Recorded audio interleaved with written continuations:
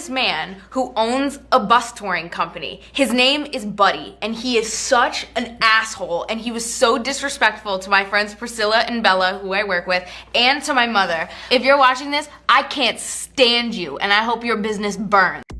Reneé Rapp's journey from Broadway to Hollywood has sparked much conversation.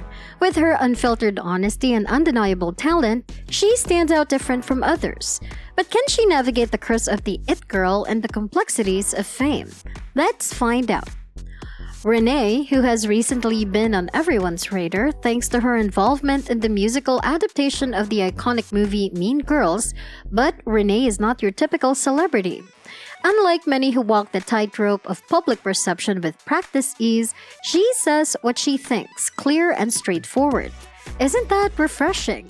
Yet this lack of media training, this raw, unfiltered communication, is exactly what makes her stand out.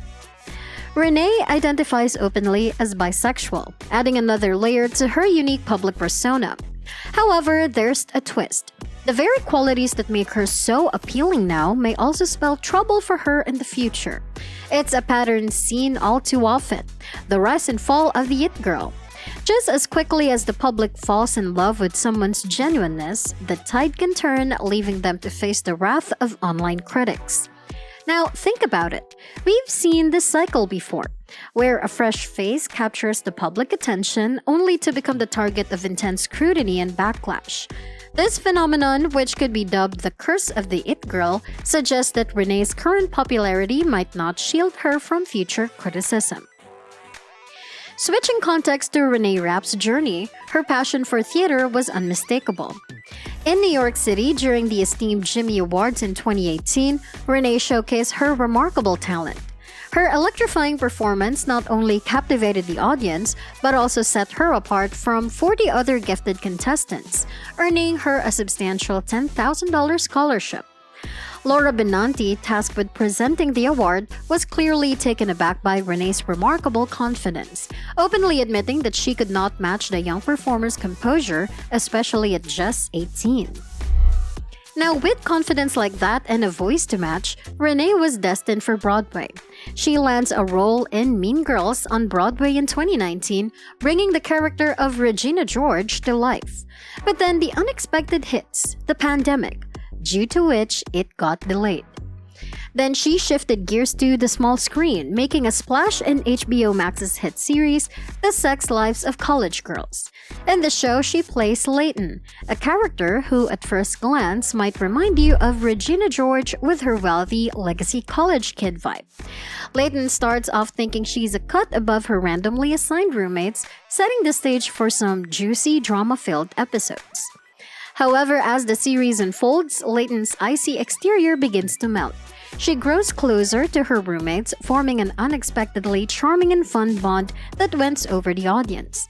But that's not all. Layton is also a lesbian, adding a layer of depth to her character as she navigates her identity struggles. This aspect hits close to home for Renee, who is bisexual in real life and has shared her concerns about feeling not gay enough to play such a role. Despite her initial doubts, Renee has openly expressed how portraying Layton changed her life, helping her explore her own identity further and bringing meaningful representation to the screen. Later, it was revealed in July last year that Renee would be scaling back her role in The Sex Lives of College Girls, eventually planning to leave the series to focus on her music career. Fans were given a peek into her decision-making process in a profile piece that shed light on her new direction. Reneé Rapp's departure from The Sex Lives of College Girls after just 2 seasons definitely ruffled some feathers among the fans. The anticipation and love for the show were sky high, and seeing a beloved character take a step back so soon, it didn't sit well with many. But the plot thickens with the release of a profile in The Cut back in August 2023, which, let's just say, didn't do Renee any favors initially. The profile, dripping in a style that some might call pretentious, seemed to widen the gap between Renee and her fans, painting her in a light that felt a tad too detached for comfort. The profile starts with the journalist and Renee chilling on a hotel patio, just a stone's throw away from the beach. Sounds nice, right? But it's this very scene setting that tips off readers. You're about to dive into something that might just be a little too self-involved for its own good. And true to form, the piece dives deep, not shying away from showcasing Renee's bold ambitions and unapologetic personality, especially when it comes to her music career.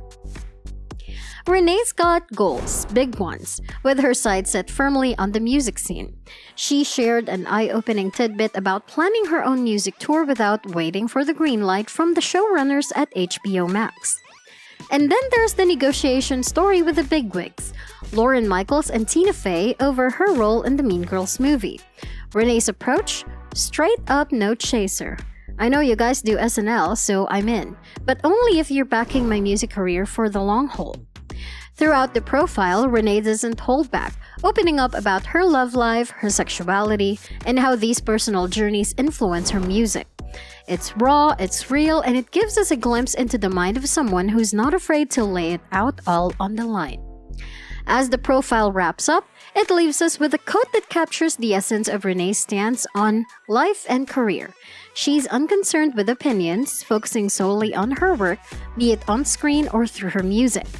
In her own words, things will unfold as they're meant to, especially when it comes to her music, which clearly holds a special place in her heart. Reneé Rapp's journey to Hollywood was fueled by one burning ambition: to break into the pop scene and share her music with the world. And boy, did she deliver with her album Snow Angel, which hit the shelves last year. This album, frankly, didn't get the attention it deserved in 2023. But it's not just her music that's turning heads. Renee's been out there promoting the Mean Girls film, and she's been dropping some viral moments left and right. Remember the clip of her calling out that misogynistic bus driver?